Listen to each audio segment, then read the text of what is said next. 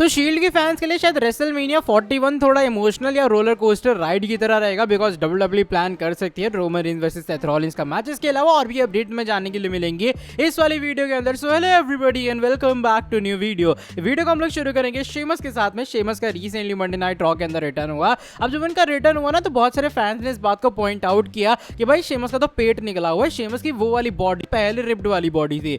अब लग रहा है दिल पे ले लिया शेमस ने इन कमेंट्स को, बिकॉज शेमस ने रिसेंटली वीडियो क्लिप अपलोड की है अपने ऑफिशियल इंस्टाग्राम अकाउंट के ऊपर, जिसका स्क्रीनशॉट तुम लोग देख पा रहे होगे। उन्होंने बैकग्राउंड पे जो उनका पूरा न्यू वाला थीम, पुराना वाला सॉरी थीम सॉन्ग था ना लाइम्स वाला, वो बजा के रखा हुआ है या फिर उसको ऐड किया एडिटिंग के थ्रू। और शेमस एकदम जमकर वर्कआउट कर रहे हैं। आई मीन लिटरली उस बंदे ने लग रहा है एकदम कमेंट्स को दिल पर ले लिया। और शेमस अब एकदम भयंकर वाली जो बॉडी थी ना उनकी पहले वाली, वो करके वापस आएंगे। बाय द वे कमेंट्स के अंदर बहुत सारे फैंस ने सपोर्ट किया कि भैया तुम हेटर्स की मत सुनो, तुम अच्छे रेसलर हो, तुम बढ़िया रेसलर हो, बढ़िया शेप है। लेकिन फिर भी लग रहा है शेमस ने चीज़ों को लिया दिल पे। अब शेमस बनाएंगे बॉडी शॉडी और उसके बाद जाके कुछ तगड़े शेप में तुम्हें मुझे लग रहा है 1-1.5 महीने के अंदर शेमस देखने के लिए मिलेंगे। बात हम लोग सोलो के बारे में करते हैं, बिकॉज देखो सोलो ये अपने आप को कह रहे हैं कि वो एकदम ट्राइबल चीफ की तरह चौड़े होकर घूम रहे हैं, स्मैकडाउन में कोट पैंट पहन के आ रहे हैं। लेकिन जो रिसेंटली लाइव इवेंट्स के अंदर चीज़ें हो रही ना, सोलो के लिए बहुत बड़ी प्रॉब्लम बन सकती हैं। बेसिकली मेरे कहने का मतलब ये है कि रिसेंटली फिर से लाइव इवेंट हुआ, LA नाइट और सोलो का मैच हुआ इस वाले शो के ऊपर।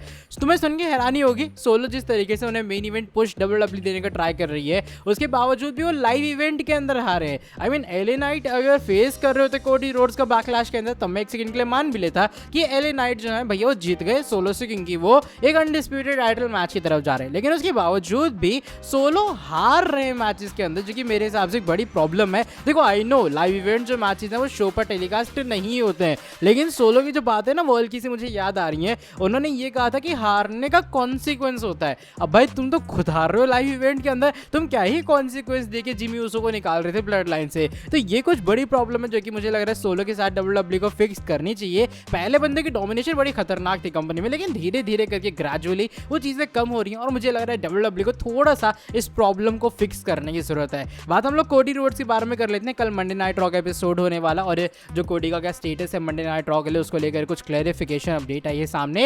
As per reports Cody Rhodes Monday night raw के लिए शेड्यूल किए गए हैं। हाउएवर ये बात कंफर्म नहीं है कोडी जो है वो ऑन एयर अपीयर होंगे या फिर ऑफ एयर अपीयर होंगे, डब्ल्यूडब्ल्यूई ने किस तरीके से बुक करेगी इसका कोई भी फिलहाल सिनेरियो कंफर्म नहीं है। लेकिन हाँ कोडी जो है वो कल के लिए शेड्यूल किए जाए, तो किसी ना किसी तरीके से कोडी कल का पार्ट बनेंगे रॉ का। एक चीज़ यहाँ पर ये भी कि अब एजे स्टाइल्स आपके नंबर 1 कंटेंडर हैं, बैकलैश को एकदम हाइप वाइप बनाने के लिए तुम्हारे पास ज़्यादा टाइम नहीं है। तो इट्स बेटर कि तुम लोग जो कोडी रोड्स हैं और एजे स्टाइल्स की कॉन्फ्रंटेशन कल मंडे नाइट रॉ से शुरू कर दें, ताकि डब्ल्यूडब्ल्यूई वाले अच्छी खासी जो हाइप है वो जनरेट कर पाएं। बाकी देखो क्या होता है, कोडी हमारे अनडिस्प्यूटेड चैंपियन है, स्टोरी उन्होंने फिनिश किया है। रियली होप कल मंडे नाइट रॉ के अंदर एज अनडिस्प्यूटेड चैंपियन हमें कुछ बड़ी चीज़ दिखाई दे। बाद में लोगन पॉल और रोंडा राउजी के बारे में करूंगा, बिकॉज रोंडा राउजी जो है उनके मुंह से कुछ ना कुछ निकल ही जा रहा है। कभी वो ड्रू गुलाक के बारे में कुछ कहती हैं, और रिसेंटली उन्होंने जो कमेंट किया ना वो लोगन पॉल को लेकर के। बेसिकली रोंडा राउजी यहाँ पर ये कहते हैं कि लोगन पॉल को डब्ल्यूडब्ल्यूई के अंदर ना एक्स्ट्रा फैसिलिटीज दी जा रही है। यानी कि मान लो अगर एक बंदे को 10 रुपए तो नहीं कहूँगा, 10 ट्रेनर्स दिए जाते हैं ट्रेन करने के लिए,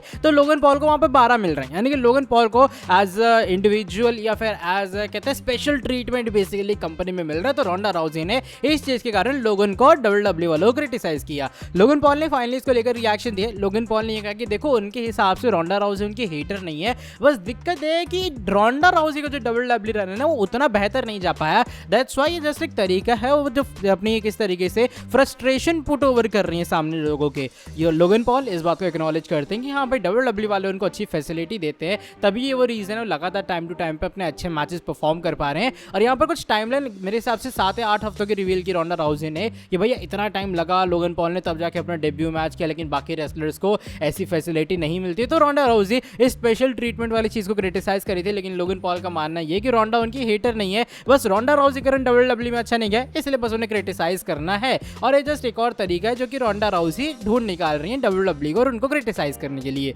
चलो बढ़ते हैं अब आज की हमारी नेक्स्ट इन फाइनल स्टोरी की तरफ। जो आज की हमारी फाइनल स्टोरी है वो Roman Reigns and Seth Rollins के बारे में जुड़ी है। आई मीन शील्ड के फैंस मेरे हिसाब से तुम लोग थोड़ा तैयार हो जाओ, बिकॉज रेसलमेनिया 41 के अंदर जैसे कि रिपोर्ट्स आ रही हैं सामने कि डब्ल्यूडब्ल्यूई वाले Cody Rhodes versus the rock का मैच प्लान कर सकते हैं। तो अगर चीजें इस तरीके से ही होती हैं, मोस्ट प्रोबेबली सेथ रॉलिंस एक टॉप कंटेंडर हैं जो कि रोमन रेंज के अपोनेंट बन सकते हैं रेसलमेनिया 41 के अंदर। आई नो रेसलमेनिया 41 बहुत दूर है अभी। लेकिन तुम लोग खुद देखो, मान लो अगर रोमन रेंज समर स्लैम में भी वापस आते हैं तो आते सर ये बात कंफर्म है उनका फ्यूड सोलो के साथ होगा या फिर नई वाली ब्लड लाइन के साथ होने वाला है। अब मान लो सोलो के साथ तो उसी टाइम फ्यूड खत्म हो गया, द रॉक के साथ में वो रेसलमेनिया 41 के लिए फ्यूड कर नहीं सकते हैं। और जिस तरीके से रेसलमेनिया 40 में केमिस्ट्री दिखी है उससे ये बात कंफर्म है सेथ और रोमन का अनफिनिश बिजनेस है। तो सारी चीजें हैं वो इसी तरफ पॉइंट आउट कर रही हैं कि अगर Cody Rhodes versus the rock हो रहा है रेसलमेनिया 41 के अंदर तो इसका चांस डेफिनेटली है कि Seth Rollins versus Roman Reigns वो मैच होगा जो कि हेडलाइन कर सकता है या फिर जो कि बेसिकली पार्ट होगा रेसलमेनिया के कार्ड का। और ये कुछ बातें यहाँ पर WWE वाले रेसलमेनिया 41 को लेकर कर सकती है। बाकी लेट्स सी क्या होता है आने वाले टाइम में। जस्ट कुछ अर्ली स्पेकुलेशंस है रेसलमेनिया 41 को होने में, जमीन आसमान का टाइम बाकी है। बाकी देखो तुम्हारे हिसाब से क्या WWE वालों को Roman Reigns versus Seth Rollins WrestleMania 41 में करवाना चाहिए? आज बेहतरीन मैच होगा और स्टोरी बिल्डअप क्या कहने, वो तो ऑलरेडी बहुत हाई लेवल पे है। चलो by the way that is it for today video. अगर तुम लोग को ये वाली वीडियो पसंद आई है वही पुराना काम करना है यार, नीचे वीडियो को लाइक करना है, चैनल को सब्सक्राइब करना है, बेल नोटिफिकेशन को करना है ऑन। अब मैं तुमसे मिलता हूँ आके नेक्स्ट वीडियो के अंदर बहुत ज़्यादा जल्दी। Till then bye bye, take care.